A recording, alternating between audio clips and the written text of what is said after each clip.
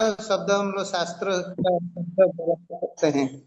अंतःकरण का अर्थ मन, यहाँ ले लिया जाएगा।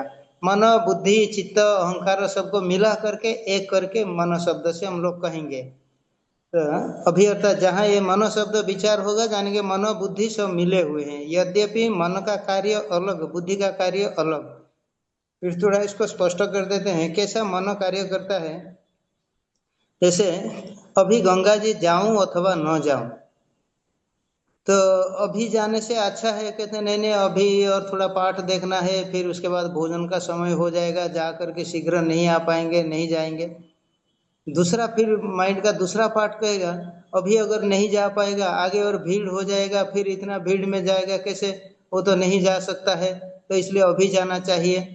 ये जो मन का दो प्रकार की, जो कहते हैं ना टेबल टेनिस खेलता है मन, दोनों प्रकार की थॉट दे करके परस्पर विरुद्ध दिखाना, इसको कहते हैं विकल्प। संकल्प विकल्प करता है मन। विकल्प अर्थात यह करूं अथवा वो करूं। इस ऐसा होने का समय में बुद्धि बीच में आकर के कहेगी कि नहीं अभी जाना है। यह जो निश्चय करता है वो बुद्धि, जो संकल्प विकल्प करता है ये करूं अथवा वो करूं वो मन। हमको देखना है कि हर साधक को हमारा मन अधिक समय टचिंग करता है ना, कोई चीज को एक बार निर्णय किया और निर्णय ही कर दिया। अगर हमारा माइंड बहुत ज्यादा टचिंग करता है ये करूं अथवा वो करूं, यह थोड़ा कठिन स्थिति है, आरंभिक अवस्था है साधक का। जिनका मनो के लिए निश्चय है ना ये करना है यही तो करना है बस, वो हो गया कि उसका बुद्धि अधिक कार्य करता है, यह अर्थात थोड़ा ऊंचे साधक होते हैं। तो यहाँ किंतु शास्त्र में अभी मन बुद्धि सबको मिला करके कह दिया जाता है, अलग यहाँ नहीं किया जाए। कहीं जब अलग किया जाता है तो दोनों का कार्य, मन और बुद्धि का कार्य अलग, जैसा हमने कह दिया। यहाँ किंतु मन मन लेकर के अर्थात मुख्यतः निर्णय करने वाली जो बुद्धि, यहाँ मन शब्द से वो बुद्धि इत्यादि को सबको लेकर के कहा जाता है, मुख्यतः बुद्धि उसमें। अभी 26वां श्लोक में कहते हैं कि जिस जिस कारण के चलते मन भागता रहता है संसार में, जिस जिस कारण, कारण क्या है, डिजायर, वासना। मन में डिजायर है तभी तो मन चलेगा, क्योंकि डिजायर को फुलफिल करने के लिए मन नाना प्रकार के सब प्रोग्राम बनाएगा, यह करूंगा उसके बाद यह करूंगा। तो यहाँ भगवान कहते हैं जिस जिस कारण के चलते मन चलता है, यह मन में वासना है, उसके चलते मन चलता है, वो वासना की पूर्ति के लिए। तो भगवान कहते हैं कि उस वासना से मन को हटाना है, तो विचार करना है वो वासना पूर्ति करने के लिए कितना परिश्रम करना पड़ेगा। अगर वो पदार्थ तो मिल भी जाए तो कितना दिन रहेगा, जिनको वो मिल गया है उनका क्या हुआ, यह सब विचार करके मन को वहां से हटाए, इसको कहते हैं दोष दृष्टि। जिस विषय के पीछे मन भागता है उसमें दोष देखें, संसार विषय में। परमात्मा की दिशा में जा रहा है तो उसमें दोष दृष्टि नहीं है, शास्त्र में नहीं कहा गया उसमें दोष। संसार विषय में मन जहाँ जाता है वहाँ दोष दृष्टि करें, यह मतलब इसमें ये हानि है, यह करके कोई लाभ नहीं है, शक्ति और समय का व्यर्थ है, इस प्रकार के विचार करके तो नियम्य मन को नियमन करके आत्मनि एवं वशं नयेत, स्वरूप चिंतन ही करे। स्वरूप चिंतन हम लोग कई बार विचार किए हैं, मैं हूँ, आई एम, इतने का ही विचार करें, तो यही स्वरूप चिंतन। मन जब भी विषय में जाता है मन को पूछना है क्यों जा रहा है, उससे क्या होगा। जो लोग विषय के पीछे नहीं जाते हैं वास्तविक वो लोग अधिक शांत रहते हैं, अधिक आनंद में रहते हैं। तो ये मन क्यों विषय के पीछे जा रहा है, इस प्रकार की बार बार चिंतन करके मन को ला करके मैं हूँ इस प्रकार की चिंतन करे। अहम अहम, यह चिंतन जितना अधिक कर सकता है। केवल मैं, तो मैं कहने से मैं कोई मीठी न्यासा नहीं हूँ, मैं हूँ, इस प्रकार की। यह सब नाम, यह शरीर, यह तो कहते हैं नाम, जब 5 दिन का बच्चा था तब कोई नाम नहीं था, तो आगे नाम आ गया। अभी हम नाम के साथ कितना ज्यादा तादात्म्य कर गए, आइडेंटिफाई कर गए। नाम को लेकर के कोई कुछ कटु वचन कह देता है तो हमको लग जाता है, यह नाम के साथ इतना हम आइडेंटिफाई कर गए। उसी प्रकार के शरीर, शरीर तो बदलता ही है, 5 साल मतलब 5 दिन का जो था 5 साल में वो नहीं रहा, 5 साल का 15 साल में बदल गया, 15 का 25, इस प्रकार बदलता रहता है। वो मैं नहीं हूँ, मैं तो केवल मैं हूँ, इतने ही विचार करे बार बार मन को विषय से हटा करके। विषय में मन जाना यह पाप। 27वां श्लोक का अंतिम शब्द है अकल्मषम। कल्मष अर्थात पाप। पाप रजस तमस भेद बुद्धि करवाएगा, हमसे भिन्न है, कुछ भिन्न पदार्थ में रुचि हो जाएगी, कुछ भिन्न पदार्थ में द्वेष हो जाएगा, इस प्रकार की मन चलता रहेगा। कहते हैं वो सबसे मन को जिसका हट गया वो हो गया अकल्मष, पाप जिनका नहीं है। पाप नहीं है तो शांत रजसम, रजस अर्थात पाप का कार्य, रजस हमेशा भागता फिरता रहेगा, जिसका अंदर में वो नहीं है। शांत हो गया प्रशांत मनसम, तो उसका मन शांत हो जाएगा। अंदर में डिजायर है तो मन शांत नहीं रहेगा। जैसे कोई वृक्ष का अंदर में कोटर होता है, खोखला हो जाता है, उसके अंदर में अगर अग्नि जलेगा वो बाहर को दिखेगा नहीं, किंतु वो वृक्ष का जितने पत्ते हरा दिखते होंगे सब धीरे धीरे मुरझा जाएंगे, गिर जाएंगे। अंदर में अग्नि है किसको दिखता नहीं, किंतु वृक्ष तो धीरे धीरे मर ही गया। इसी प्रकार की अंदर में डिजायर है, दूसरों को पता नहीं चलेगा, किंतु वो व्यक्ति ऊपर से हमेशा दुखी दिखेगा। तो यहाँ जिसके अंदर में डिजायर नहीं है वो अकल्मष पाप रहित शांत रजस, रजस शांत हो गया, सत्व गुण आ गया, मन शांत हो जाएगा। ऐसा जो योगी है तो कहते हैं कि इसके पास सुख आएगा। अर्थात ये योगी सुखों के पास नहीं जाएगा, वो सुख योगी के पास आएगा। सुख अर्थात परमात्मा, तो अर्थात वो सुख वो योगी के पास आ जाएगा।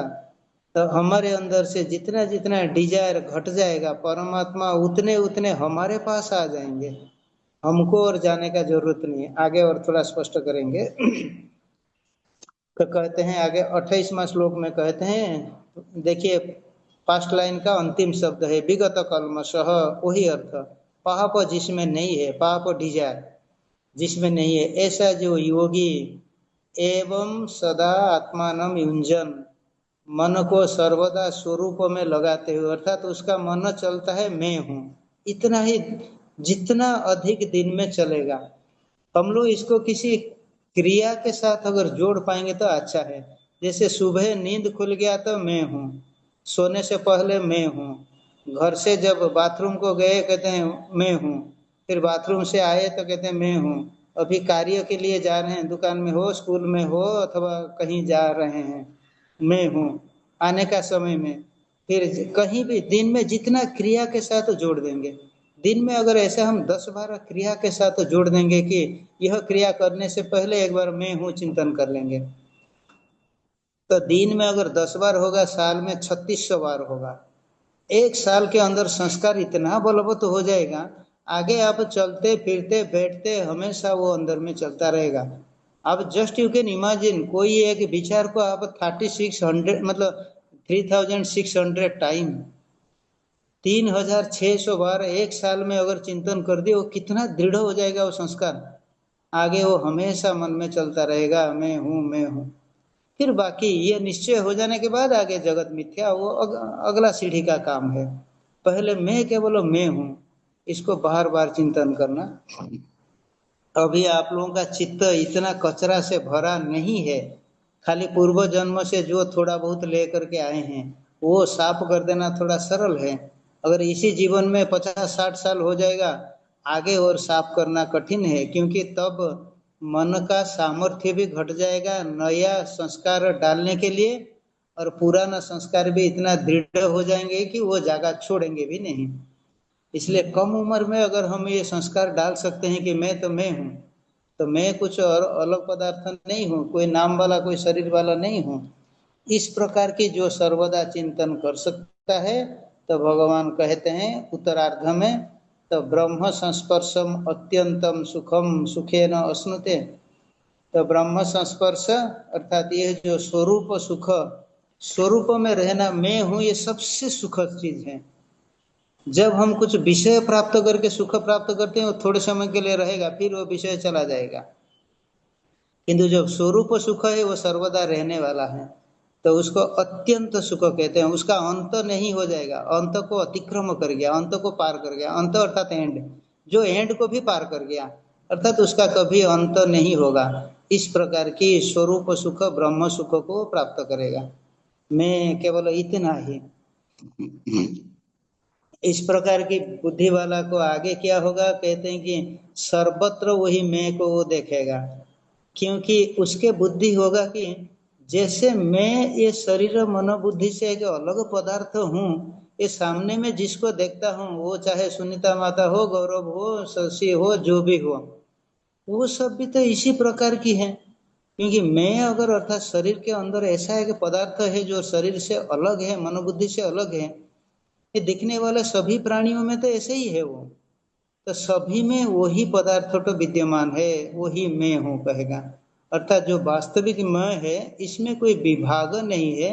जैसे आकाश सर्वत्र एक ही होता है, वो चाहे घर के अंदर हो, मंदिर में हो, घड़ा के अंदर में हो, गुफा में हो, कमंडल में हो, आकाश एक है। इसी प्रकार की जिसको अनुभव होगा कि मैं ये शरीर मन से अलग एक पदार्थ हूँ, सर्वत्र वही मैं हूँ। इसी को 29वां श्लोक में कहते हैं, सारे भूत में मैं ही हूँ बोध होगा, और सारे भूत मेरे में है, ये बोध भी होगा। ये थोड़ा और आगे का बात है। पहले तो काम है कि सभी भूतों में मैं हूँ, क्योंकि मैं ऐसा एक पदार्थ हूँ जो कि शरीर में सटता नहीं हूँ। जो किसी में सट जाएगा वो दूसरों के साथ मिल नहीं पाएगा, जो कहीं सटेगा नहीं वो सबके पास हो सकता है। ऐसे जो देखेगा, तो भगवान कहते हैं वो समदर्शन, सम अर्थात ब्रह्म, ब्रह्म अर्थात जो मैं कहते हैं वही वास्तविक ब्रह्म है। सर्वत्र अनुभव करेगा कि मैं ही हूँ। किंतु सर्वत्र मैं हूँ अनुभव करने के लिए जब मैं ये शरीर के साथ सटा हूँ, मन के साथ सटा हूँ, मैं अन्यत्र नहीं हो सकता हूँ। जब इससे मैं छुटकारा हो जाऊंगा, देखूंगा कि वास्तविक मैं ये सबसे आबद्ध होने वाला, कन्फाइंड होने वाला नहीं हूँ, ये सबसे मैं एक अलग पदार्थ हूँ। सटने वाला सर्वत्र नहीं हो सकता है, जो नहीं सटेगा वही सर्वत्र हो सकता है। मनोबुद्धि से जितना जितना हम अलग हो। तो 30वां श्लोक में वही बात कहते हैं कि जो मेरे को सर्वत्र देखता है, अर्थात सर्वत्र मैं हूँ। जो भगवान सटेगा, जो सटेगा वो मिटेगा, क्या बोलिए? जो सटेगा, थोड़ा समझा दो। सटे अच्छा, सटेगा वो तो हिंदी शब्द है ना, चिपक सट जाएगा, मतलब जाएगा। तादात्म्य समझ, मतलब हाँ, तादात्म्य का अर्थ सट जाएगा, हाँ वही हिंदी शब्द वही है, थोड़ा सट इनको जाएगा। वैसे करके बता दो भाई, ज्यादा शरीर के साथ चिपक जाना, या आप बोलो हाँ देख। अच्छा। तो सटेगा। ये जो अंग्रेजी शब्द कह दिया आइडेंटिफाई, और संस्कृत शब्द है तादात्म्य, हिंदी है सटेगा। सटेगा कहते हैं ना, वो जैसे कहते हैं कि वो देवदत्त वो चैत्र के साथ बहुत सट गया, इतना सट गया कि वो चैत्र का कुछ दुर्घटना हो गया तो देवदत्त भी खटिया में आ गया। इसको कहते हैं सट गया। अर्थात उसका होने वाला घटना में ये मानता है कि मेरे में हो गया, इसको कहते हैं सट जाना। आसक्ति ज्यादा हो जाना। हाँ, आसक्ति। वो आसक्ति अर्थात वही अटैचमेंट अंग्रेजी में कह देते हैं, आसक्ति। आसक्ति आप लोगों को समझ में आएगा नहीं आएगा, सट जाना। कहते हैं ना घर में कभी कभी होते हैं तो भाई बहन इतना सट जाते हैं परस्पर में, एक को कोई कुछ कह दिया तो ये एकदम क्रोध हो जाता है, और भाई उसको कहा छोड़ो जाने तो कहता नहीं नहीं, वो मेरा भाई है ना, वो मेरी बहन है ना, इस प्रकार की, इस कहते हैं बहुत सट जाते हैं। उस प्रकार की सटना नहीं है। पहले तो हमारा सटाव बाहर से हटना है, बाद में शरीर मन बुद्धि से भी हटना है। ये सटना से हट जाने से जगत रुक जाएगा ऐसा नहीं है, कर्तव्य बुद्धि से करेगा। कर्तव्य अर्थात ये मेरे को करना है, जैसे कहते हैं ये मेरी माँ है, सटना नहीं है, कर्तव्य है, माँ की सेवा करना है, पिताजी का सेवा करना है, तो ये मेरे भाई है, ये मेरे सहपाठी है, साथ में पढ़ते हैं। सर्वत्र कर्तव्य बुद्धि, क्या कहा गया है करने के लिए उसको करेंगे, सटना नहीं है। सटने से सुख दुख का भागी हो जाता है, वो नहीं करना है। आखिरी हमको सुख दुख में भागी नहीं होना है। संसार सिखाएगा सुख दुख में भागी होना, दूसरों को अच्छा लगेगा। हाँ, सुख दुख में आप तब भागी होना चाहिए जब आप सुख दुख में सटेंगे नहीं।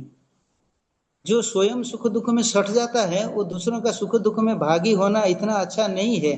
जो स्वयं नदी का स्रोत में डूब रहा है वो दूसरों को बचाने के लिए उद्यम करना अच्छा नहीं है, वो दोनों ही डूबेंगे। स्वयं को जिसको सामर्थ्य है कि नहीं डूबेगा वो दूसरों को बचा सकता है। इसलिए स्वयं को ये सामर्थ्य लाने के लिए दूसरों का सुख दुख से भागी होना से थोड़ा हटना पड़ेगा। हमको पहले स्विमिंग सीखना पड़ेगा। अगर हम दूसरों को पकड़ करके रखेंगे हम स्विमिंग सीखेंगे कैसे? इसलिए पहले दूसरों का सुख दुख से भागी होना थोड़ा घटाए, तब हम इससे अलग होंगे। अलग इतना अलग हो जाएंगे कि कभी सुख दुख हमको होगा नहीं, तभी हम दुख दूसरों का सुख दुख को अर्थात उसमें हम शेयर कर सकते हैं। तो भगवान यहाँ कहते हैं कि वास्तविक जो यह सब शरीर मन बुद्धि इत्यादि से हट जाएगा, सटेगा नहीं। सुख दुख ये मन बुद्धि में होने वाला, मन में होने वाला चीज है। जब उससे ही हट गया उसको सुख दुख नहीं होगा। तो सुख दुख नहीं होगा तो शरीर मन बुद्धि से अलग हो गया, देखेगा वही सर्वत्र है। तो वही सर्वत्र है कहते हैं, जहां देखेगा वही है। कौन? कहते हैं मैं। तो फिर वही मैं जो है वही परमात्मा है, वही आनंद रूप है। उसके लिए वह सुख आनंद वही परमानंद है। वो कभी और इनविजिबल नहीं हो जाएगा, अदृश्य नहीं हो जाएगा। 30वां श्लोक का उत्तरार्ध में कहते हैं भगवान उसके लिए कभी अदृश्य नहीं हो जाएंगे, क्योंकि उसका दृष्टि में भगवान तो मैं ही हूँ और वो ही आनंद रूप है, सुख रूप है। तो सभी भूतों में वही जो स्वयं विद्यमान है, इसको जो अनुभव करता है और सर्वदा इसी का चिंतन करता है। भजती, भजन करना, चिंतन करना। तो कहता है वो किस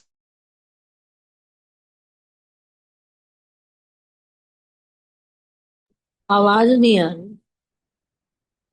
में कहा गया जी? पिछली लाइन दोबारा बोल दो महाराज जी, आवाज बंद हो गई। हाँ, जो जिसको इस प्रकार की अनुभव हुआ कि मैं शरीर मन बुद्धि से अलग हूँ, सामने में जिसको देखेगा तो जानेगा कि उसके अंदर में भी वही सत्ता है जो कि वो शरीर मन बुद्धि से अलग है।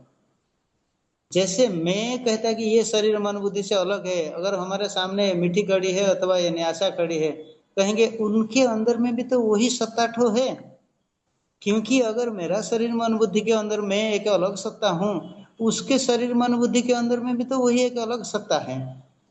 तो वो अलग सत्ता एक ही है। जैसे आकाश सर्वत्र एक ही है, कहते हैं सर्वत्र उसी को वो अनुभव करेगा। भजती, भजती अर्थात चिंतन करता रहेगा। तो सामने में जिसको देखेगा उसी के अंदर वही सत्ता को देखेगा, वही परमात्मा, वही भगवान, वही राम जी, वही शिव जी, वही कृष्ण भगवान, वही मैं, वही ब्रह्म। इस प्रकार के सर्वत्र उसी को अनुभव करेगा।